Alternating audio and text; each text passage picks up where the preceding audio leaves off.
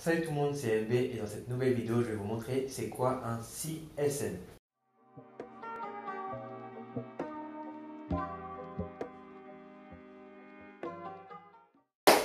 Alors bien sûr, si tu ne me connais pas, je m'appelle Dussely Mickaël et sur cette chaîne, j'aide les entrepreneurs SaaS à scale leur business.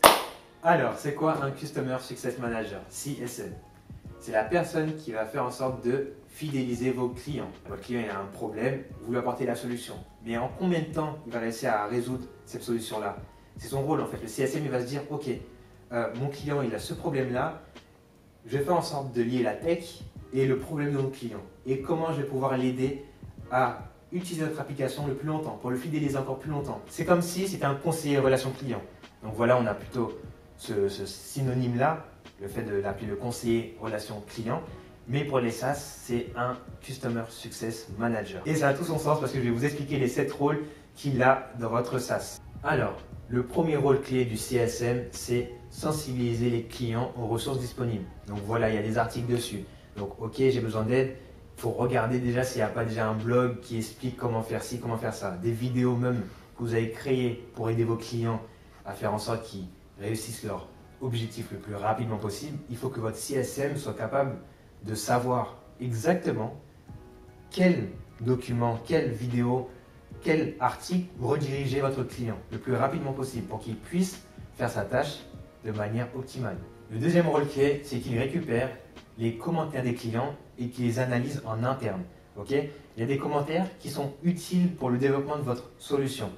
Et ça, en fait, votre CSM doit faire en sorte de vous les remonter le plus rapidement possible et faire en sorte que ces commentaires-là soient utiles pour le futur. Exemple, un commentaire qui vous dit « Ouais, bon, ben, en fait, cette solution-là, ça aurait été bien si elle soit disponible pour un type de client. » Si vous voyez qu'il revient le plus souvent, ok, ben alors, le CSM, son rôle, c'est se dire « Ok, on va voir si on peut mettre en place une stratégie avec les devs de votre solution.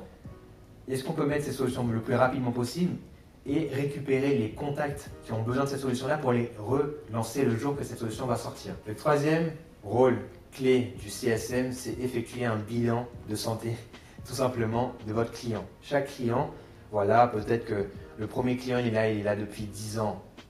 Ça serait bien pour vous. Le deuxième client, il est là depuis 3 mois, etc.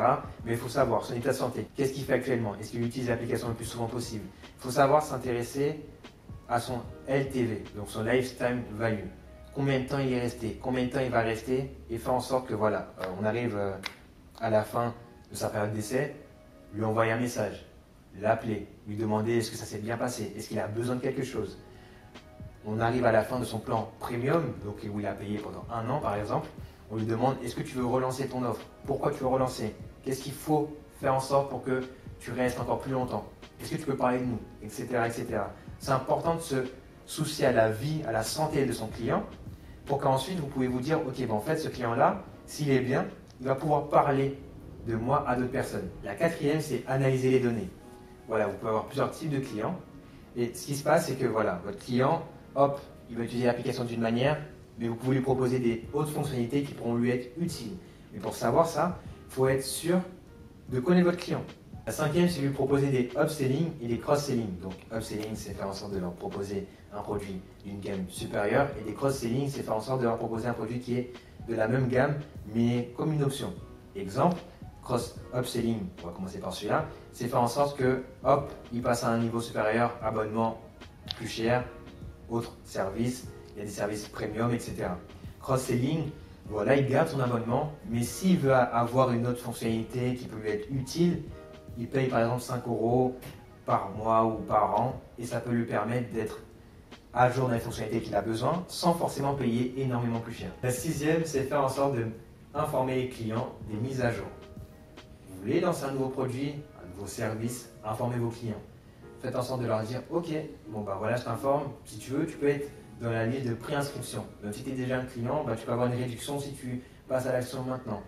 Ok, dans les mois à venir, je vais proposer une nouvelle solution. Si tu veux la tester en avance, tiens-moi au courant. Vous leur mettez un petit bouton. Voilà, hop, tu t'inscris là, tu es informé. Comme ça, vous allez savoir exactement les besoins et les futurs besoins de vos clients. Parce que peut-être que votre solution ne répond pas à tous les besoins de votre client. En proposant des nouvelles solutions avec des mises à jour, peut-être qu'ils vont se dire « Ah tiens, ben, peut-être que je vais en parler parce que là, ça va répondre à d'autres personnes que je connais et vous n'oubliez pas en fait, les feedbacks sont très importants et surtout quand ça vient de vos clients et que c'est vos clients qui proposent votre solution à d'autres personnes, ça a un impact incroyable. La 7e et la dernière, c'est améliorer votre NPS. Votre Customer Success Manager doit vous aider à améliorer votre NPS. Il doit faire en sorte de toute façon d'être proche de votre client. Okay? Donc s'il est proche de votre client, il doit lui parler régulièrement, même une fois toutes les semaines ou tous les mois. Et ensuite, dès qu'il y a cette relation de confiance, votre client il sera capable de dire des bonnes choses sur vous parce que vous êtes là, vous l'accompagnez tout le temps. Vous êtes derrière lui, vous êtes comme si c'était un mentor qui suit votre client. Hein, c'est une personne qui sera là tout le temps pour répondre aux besoins de votre client, tout le temps pour éduquer la partie tech et la partie relation client pour leur dire en fait, voilà ce client il a besoin de ça. Ok, comment répondre à ce client-là? Faire en sorte que voilà, ces clients, vu qu'ils sont là, ils vont améliorer votre NPS. Donc pour rappel, le NPS c'est le taux de recommandation net qu'on peut retrouver via des logiciels comme SurveyMonkey, que j'avais déjà fait une vidéo dessus, donc je vous invite à aller la regarder dans un des points de cette vidéo-là. Et voilà, ça vous permet donc de l'améliorer. Et en l'améliorant, n'oubliez pas que surtout les NPS, c'est vu par d'autres sites, ça vous permet d'avoir de la social proof. Et en ayant de la social proof, forcément, votre SaaS va décoller.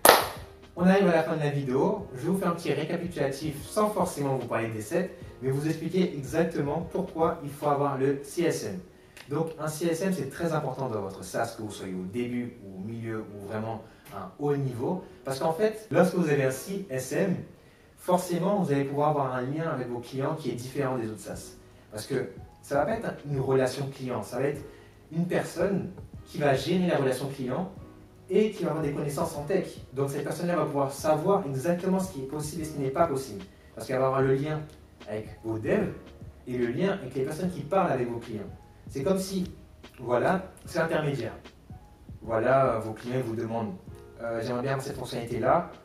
Vous savez si c'est possible ou pas parce que vous avez des expériences en tech, vous savez ce qui est actuellement en développement et vous allez pouvoir dire à votre client, ok, cette solution-là, je peux te la mettre en place. Si tu en as vraiment besoin, n'hésite pas à revenir me dire. Et vu qu'il va faire en sorte de faire le suivi avec votre client, forcément, le jour où votre client il va retourner vers lui pour lui demander des choses, ou même le jour où votre CSM même va aller voir vos clients pour leur poser des questions, pour voir si tout va bien, etc., ils pourront lui parler de la solution. Donc, il faut avoir un CSM le plus rapidement possible. Ça peut être même la première personne que vous embauchez dans votre SaaS. Et c'est très important de ne pas le négliger. On arrive à la fin de la vidéo. Merci de l'avoir regardé jusqu'au bout. N'hésite pas à liker, commenter et à partager cette vidéo. Tu peux me suivre aussi sur Instagram parce que je poste du contenu régulièrement dessus. C'était MB. J'espère que ce contenu sur les CSM t'a plu. On se retrouve dans une nouvelle vidéo dans le monde des SaaS. Ciao!